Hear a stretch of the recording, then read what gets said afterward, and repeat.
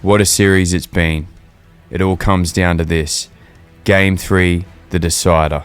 But before we get into the footy, I just want to honour the proudest Queenslander I ever knew. Just recently, my Pop passed away. Origin nights were sacred in our family. Pop was always in his chair with a 4X Gold, remote in his hand, yelling at the TV, "Go Queensland." And he knew JT ever since he was a young boy.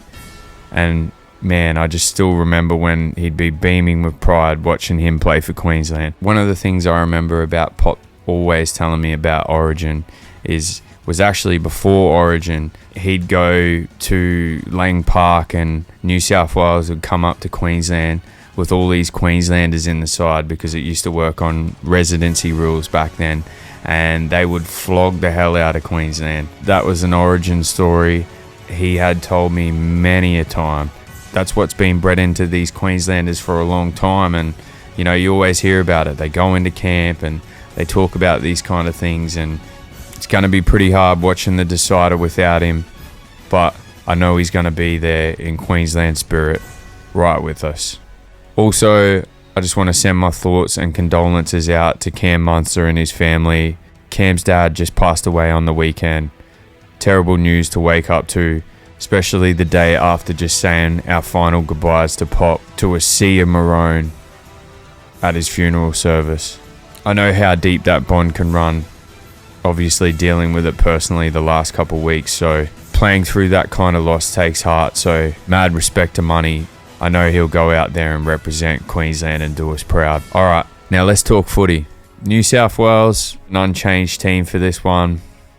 Bit surprising that they didn't bring Colin Matangi in. I thought he'd be a big chance to get a spot on the bench, but they've stuck with Stefano.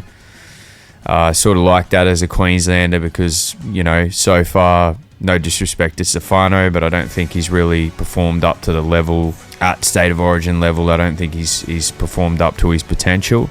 Obviously, for Queensland, there's a few changes. Really love the fact that Big Papa's coming back. You know, I think he's going to be great to absorb those opening collisions. You know, he just loves that kind of stuff. So I really hope the Blues try and go after him, because I just know Big Papa's going to absorb all that and come out the other side. I think he's going to be a great partnership for Tino.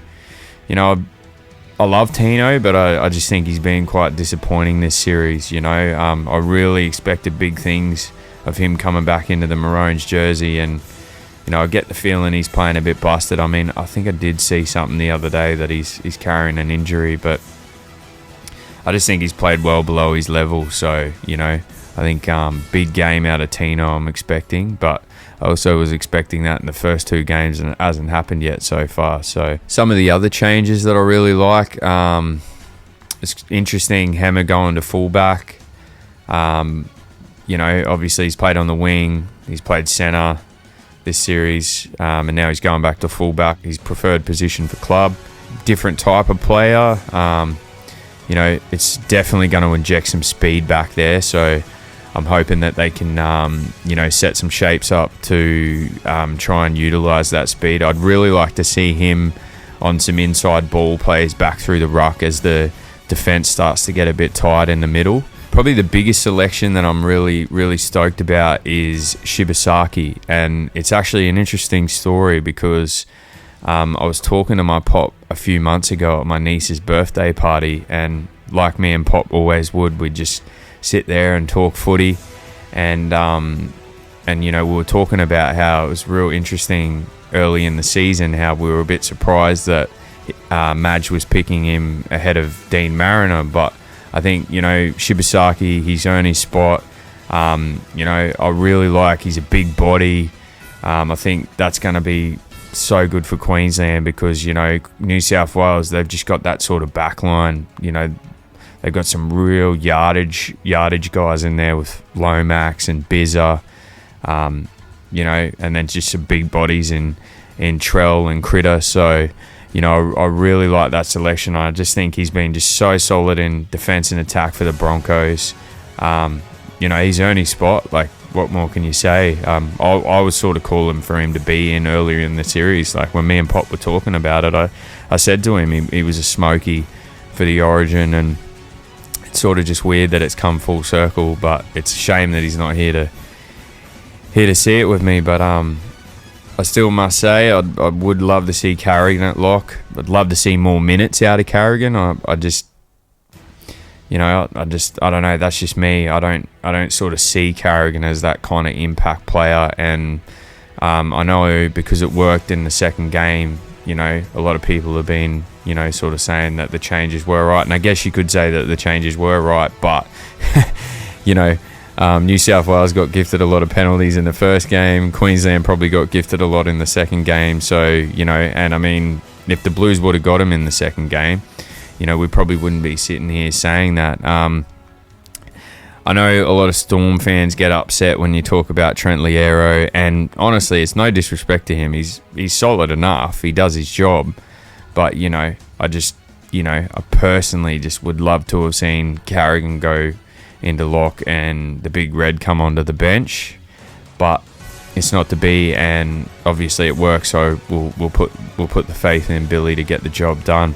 You know, just going back on the second game, I thought Harry Grant had a great game. I thought everything we did come out of him at dummy half, and I think it showed when you have a dummy half that can ball play and play direct at the line. And I just thought that he just dished a lot more early, and then when it was time, he didn't overplay his hand. And, you know, like, I mean, you even go back and look at the Cam Munster try. You know, that was all through Harry Grant getting out of dummy half. So, yeah, a lot of good stuff came off him, so I expect more of the same if the forwards get on the front foot.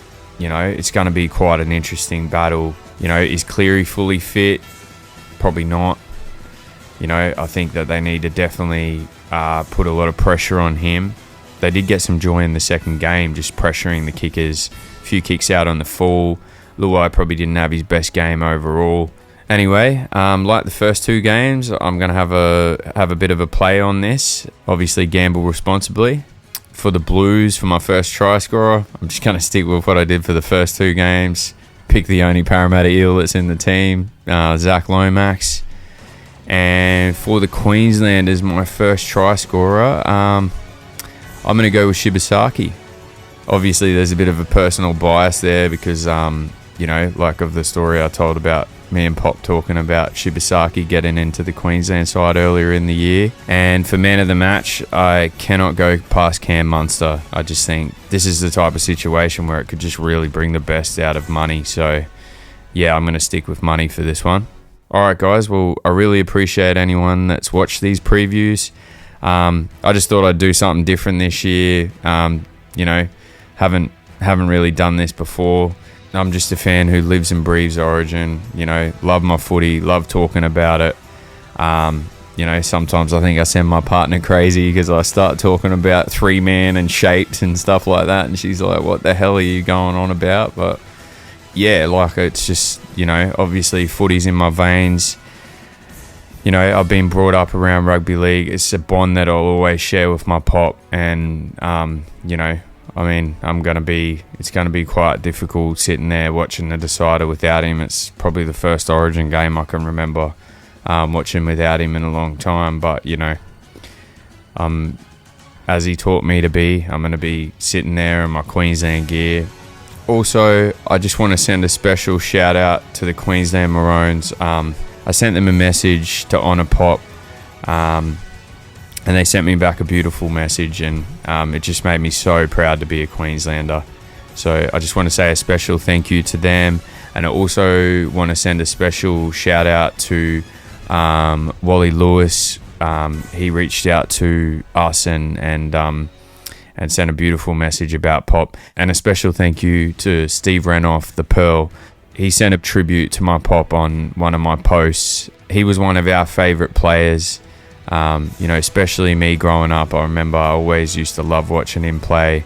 And my Pop always used to say, you know, he was one of the most balanced and elegant runners of the footy he'd ever seen. So, you know, thanks to you guys. You know, he will be so proud to know that you guys sent him a message. My whole family really appreciates it, so thank you. All right, guys, enjoy your Origin footy.